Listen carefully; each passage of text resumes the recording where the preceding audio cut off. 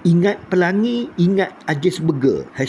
#Pelangi tu lantai dia sengit, mendak. Itu masih lagi komen tentang kenangan Pasaraya Pelangi oleh Awang Treasure ni. Cuma dia ada sebut juga Ajis Burger. Ajis Burger ni siapa tak kenal kalau kat Temerloh ni kan. Okey, kalau Pelangi di deretan kedai depan tu, Ajis Burger pula terletak di depan Pelangi ni, di sini.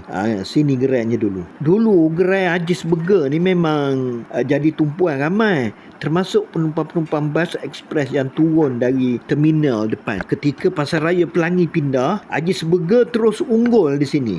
Sehinggalah beberapa tahun lepas, dia terpaksa juga berpindah ke bandar lama di atas sana. Sekejap lagi kita tengok. Dan satu lagi cawangan Ajis Burger ni ialah di depan gerai majlis MPT, Sempang Traffic Light Hoshas sana. Ni dipindah ke atas ni, Ajis Burger. The best burger maker in town since 1995. Sebelah bangunan Tabu Haji, berdepan dengan roundabout terkecil di dunia. Ni dia, Ajis Burger ya.